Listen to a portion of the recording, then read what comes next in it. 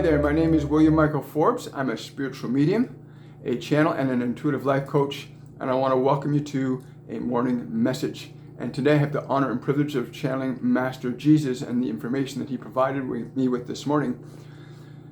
Usually he comes to me during the day, or if I'm concentrated on something that's requiring me express certain fundamental truths that I don't fully comprehend, he'll come through, as will others come through, and offer information, ideas, and inspiration that I get to share with all of you.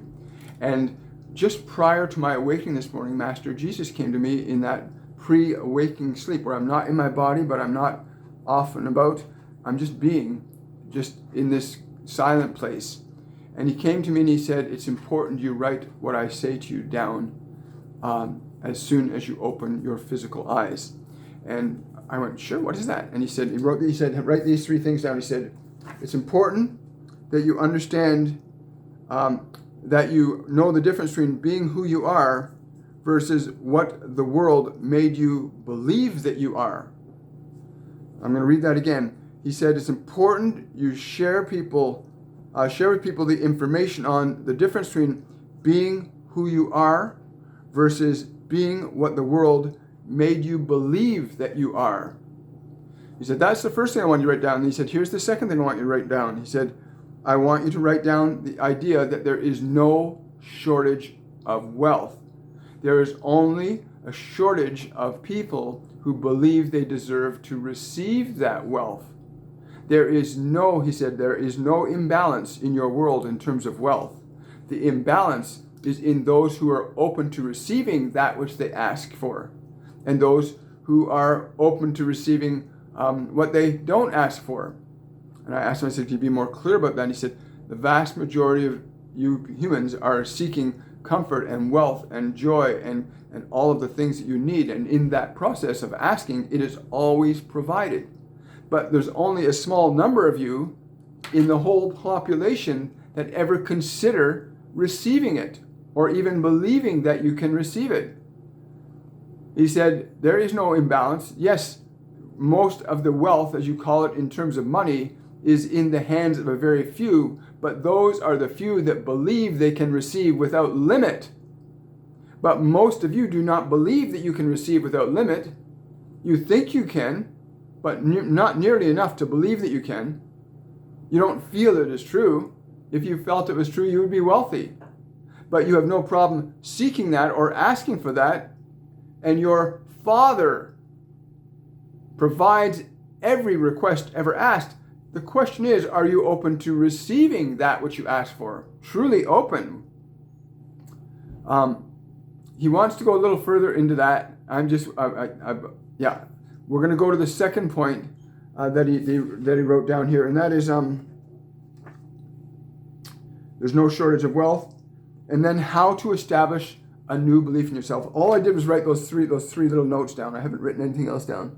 Just those three, because that's what he gave me in the meditation. So on the first one, he wanted me to communicate that it's important you understand that who you are is not who you have been taught to think you are. Learning to release yourself from the identity that this world has given you, and learning to make the distinction between truly who you are as a limitless being, as a consciousness unbound by your conceptions of time, space, and matter, liberates you potentially from the prison of your mind, of the creation that the world gave you of yourself. Being who you are is truly without restriction or limit. But that restrictions and limits must be released from both the mind and your feelings. Your feelings must be free in their joy, and truth is, all of your feelings are free. They are not with limit. The question is, which ones are you allowing in your life? Which ones do you give attention to in your life? Which thoughts do you give attention to? For what we speak of in the last analysis is the realm of ideas the realm of creation, the realm of you being the consciousness that chooses the ideas that you will choose to experience in your physical lifetimes. And I emphasize the word lifetimes because you can have more than one. Many of you asked for it. That's why there are so many human individuals on this planet. It's not overpopulation. Everybody's just coming back for more fun and coming back for more fun. I want to be this. I want to be that. I want to be this. Ask and you shall receive. And it is all fulfilled. But if you wish to fulfill it in the life through which you observe these words and feel these vibrations, if you wish to observe that experience in this realm that you are in now, you must release the idea of the belief that the world told you you are. You are not what the world has told you you are. Although many of you are stuck in that, but you can be liberated from that just as easily, but with a little bit more work. The idea of being is very different than the idea of being somebody. For the idea of being means that you are choosing to be and exist in a certain fundamental way. If you are being sad, then your experience of your reality will be one of sadness. If you are being joyful, then the experience of joyful will be your experience in this realm. And many of you go through this spectrum back and forth all day long, from joy to fear to guilt to shame to bliss to ecstasy. Many of you just run up and down the scales of feelings without much thought. And you let this whole world around you dictate what you will think and what you will believe and what you will allow yourself to experience. You put such focus on the suffering of life, then you will experience suffering in your life. If you put your attention on the amelioration or release of that suffering from life, then you will release it from life. Every human expression and experience is an effect of what it is you believe versus what the world has taught you to believe. But you believe that what the world has taught you is of greater truth than the very existence and nature of your limitlessness, which could not conceive of any form of limitation whatsoever, nor could it feel it. In your essence, you cannot. You cannot imagine yourself being finite and limited when you are being who you truly are. When you become one with that limitless mind, then the joy of the creative journey is yours. And it is anyway, whether you know it or not.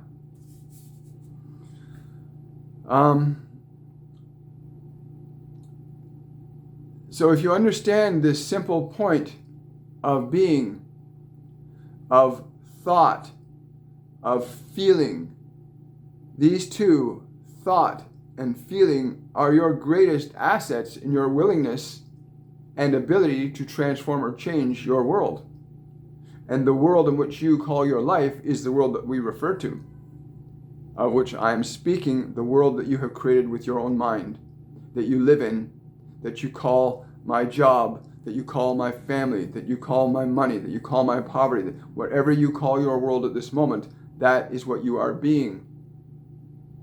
And when you change your being, you change your thoughts. When you change your thoughts, you change your feelings. When you change your feelings, your world begins to change.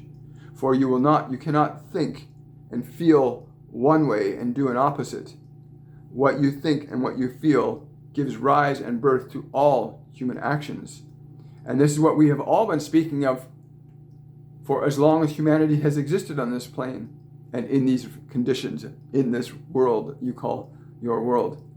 You are free to create deliberately, intentionally, and you are free to be subjective to that which you have created or the creations of others.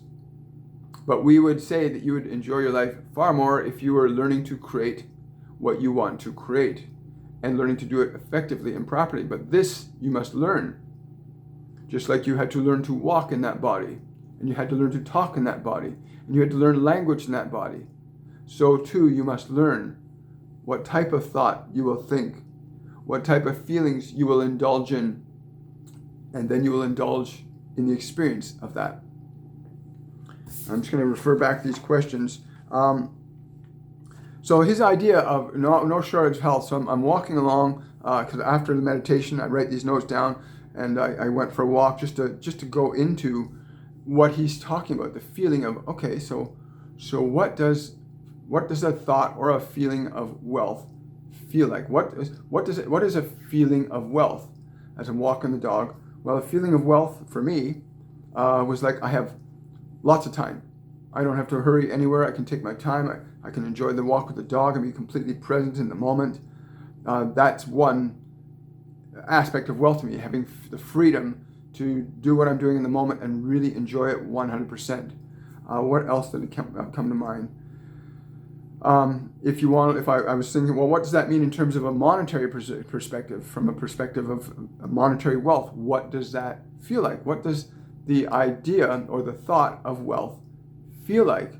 And the first words that came to my mind was joy, because I would not even be thinking about paying bills or whether or not I got money. I would just be enjoying being in the moment, because that's all taken care of.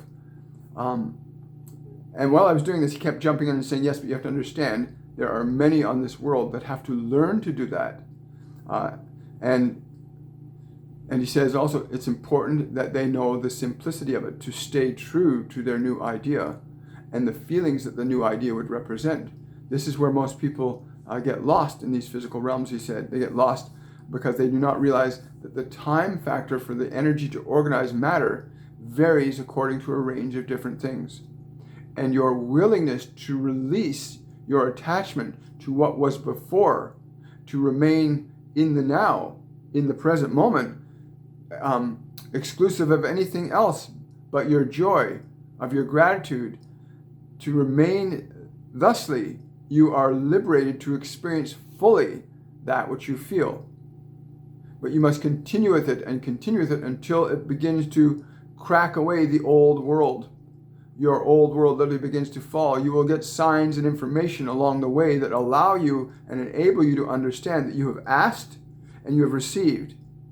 If you're accessing this strictly from a monetary position, where you wish to receive more wealth, then the feeling is key. The feeling of wealth. The feeling of wealth. You may use symbols in your mind to represent that, whether it's holding onto money or a check, or you're in your new home, or you're traveling around the world. You can choose symbols that represent that feeling, that reinforce it, that strengthen it. And soon you'll begin to see, as long as you hold on to these new feelings and new emotions, that the world around you will begin to offer it to you. You may be walking down the street and find a dime as you're doing this. Or you may receive a check in the mail. We cannot tell you exactly the way it will come for you, but we do know that it will come for you. It's the law. It is the law. When you feel a certain way habitually, the world begins to shape itself to that. And I can speak from personal experience. That's very true. The most dominant feelings I've had throughout my life, and I can look at my long low points and my long high points and go, yes, it was the emotional state that I was in that was maintaining the conditions of my life. When I changed my emotional way of feeling, that's when I watched the world around me begin to change. And one of the reasons I love doing what I do is it allows me to communicate to you from personal experience what you can do now. You don't have to wait until you're 60 years old or 70 years old or 30 years old. You can start right now, whether you're 10 or 15. You can start imagining and feeling the world that you want. And imagining, and he's just saying this now, imagining and feeling is the word. And you may utter it with your mouth, he says. You may utter it with your mouth. Idea, feeling, and word. He said when you put them together, you will utter the truth. You will become the truth that you utter. Anything else? Changing beliefs, he says. Changing beliefs is a matter of practice as well. When you wish to change an existing condition in your life, do not try to fight against the existing condition. Rather, install, connect to, feel the new feeling state, the joy you would feel, the excitement you would experience, the things you would be and do, the place you would go. Go into this deeply on such a feeling level that your spirit within you will respond and carry this out for you. For in truth, you yourself can do nothing. It is the energy, the spirit, the Father, the ghost that allows this energy to manifest as the conditions in your material world as they are at this moment for all that are on this planet. The creative process is a universal process. Changing beliefs is an effortful process until you have learned it, like walking. And when you experience your beliefs unfolding before you, which you are anyway, but some of you are experiencing these negative things unfolding in your life, and you don't want to have anything to do with trying to create anything new because you don't want more of that. But if you hold fast to the new thought, the new feeling idea, you will begin to embody it in your world. For new thoughts and new ideas cannot give rise to old actions. New thoughts and new ideas can only give rise to new actions, new words, new conditions. Don't waste any time. For each life you have is precious, and if you do not know that you can do these things, then you are bound to repeat and repeat and repeat until you know that you do these things. Then it's no longer repeating, then it's creating. Each lifetime becomes a creation, an extension of the one before. As you learn to enhance and magnify your creative potential through this journey. Thank you. Changing beliefs requires time and perseverance. But once you start going into the feeling, once you start to feel that which you're imagining, that's when you can start watching and being open to the effects, the signs around you that show that what you have asked for is being presented. And do not underestimate even the smallest little thing. Don't underestimate if you're looking for financial wealth and suddenly you find 10 cents or 15 cents or whatever. Don't underestimate when you're saying, I want to meet new, amazing, dynamic people. When suddenly you start connecting with people, then be open to engaging them.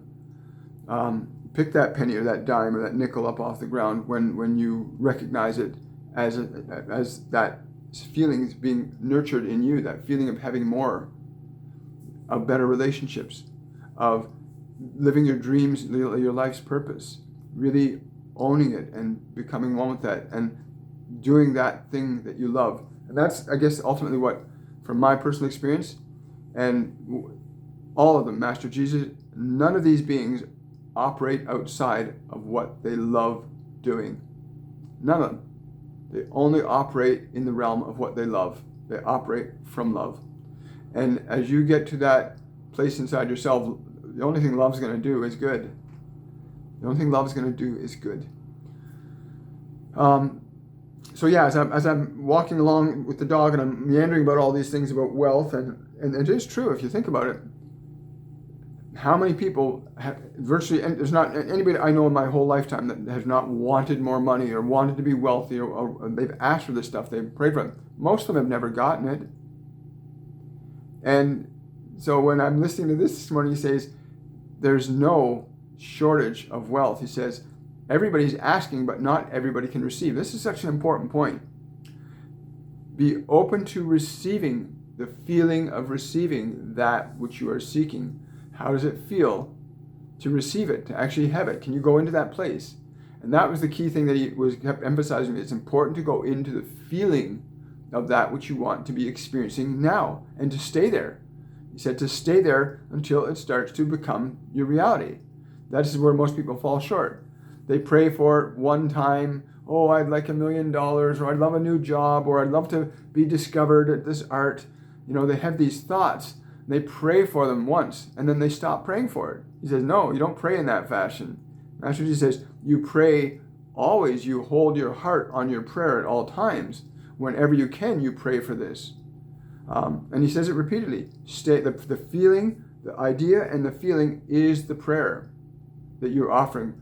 The idea and the feeling is the prayer that you offer the Spirit. And if you offer it out but then pull it back, oh, I want to be wealthy, but I'm having a problem with my money. If you keep pulling it back, the Spirit can't deliver it. So continually offer those feelings into your world of joy, of happiness, of right relationships, of that perfect job, of being aligned with great people, of having the monetary resources you need. So the only difference between those who have and those who have not is the level of receptivity. Those who have it aren't afraid to receive it. And those that don't have it don't believe they can and aren't open to receiving it. They're open to their not having it. And when he boiled it down to that simple 2 points, that you're either open to receiving it or you're not open to receiving it, it made it so much simpler for me to understand some things in my life that had not necessarily monetary, but areas in my life where I've been closed off from receiving certain things, and where most of humanity is closed off. And I say most because it's true. 10% of the people control 90% of the wealth, and that's not because they're bad or evil. It's merely because they're open to receiving wealth. They don't have beliefs that limit or restrict them from receiving it. So search in your mind and your heart. Release any ideas that say you can't receive. Release that.